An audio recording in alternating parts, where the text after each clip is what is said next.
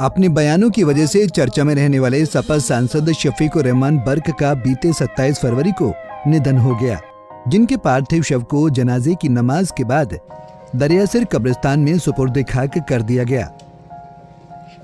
दिल्ली की जामा मस्जिद के शाही इमाम अहमद बुखारी भी नमाज जनाजा में शामिल हुए। बता दें कि शफीकुर रहमान बर्क मुसलमानों के हितों की बात को लेकर हमेशा मुखर रहते थे, जिनके निधन के बाद संभल में शोक की लहर देखने को मिली।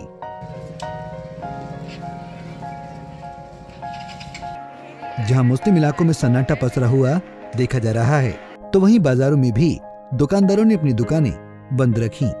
शफीकुर रहमान बर्क मुखरता के लिए जाने जाते थे। सांसद बर्क की सपा के दिग्गज नेताओं में गिनती होती थी, जो राष्ट्रीय मुद्दों पर भी बेबाकी से राय रखते थे। बता दें कि 11 जुलाई 1930 को उत्तर प्रदेश के संभल में जन्मे शफीकुर रहमान बर्क ने पहली बार साल 1974 में विधायकी का चुनाव लड़ा था। बीकेडी के टिकट पर उन्होंने संभल से जीत हासिल की थी और विधायक बने थे। वो साल 1977 में जनता पार्टी से, 1985 में लोक दल से और 1989 में जनता दल से विधायक रहे।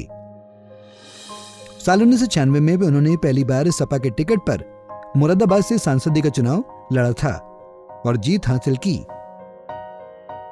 इसके बाद वो 2004 तक लगातार सपा के टिकट पर सांसद रहे। साल 2009 में उन्होंने अपनी सीट और पार्टी दोनों बदली और बीएसपी के टिकट पर संभल से चुनाव जीते। साल 2014 की मोदी लहर में बर्क चुनाव हार गए,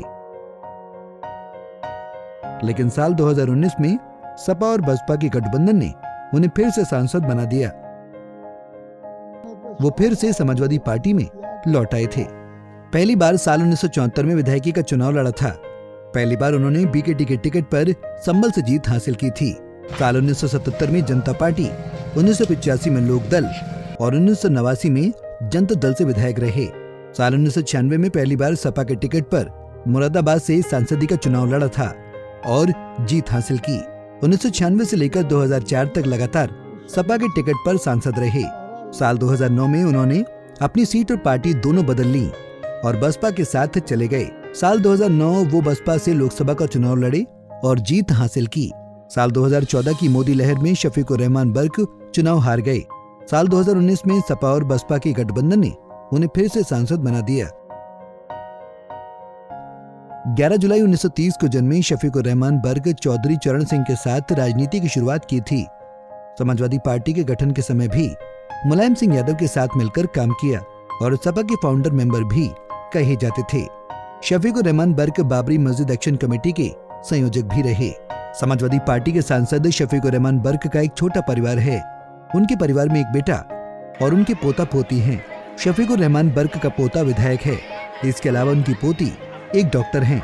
आपको बता दें कि जिस अस्पताल में उनका निधन हुआ था, उसी में उनकी बेटी काम करती थी। उन्हीं की निगरानी में समाजवादी पार्टी के सांसद शफीकुर रहमान बर्क की देखरेख हो रही थी। Bureau report, Punjab Kesari TV.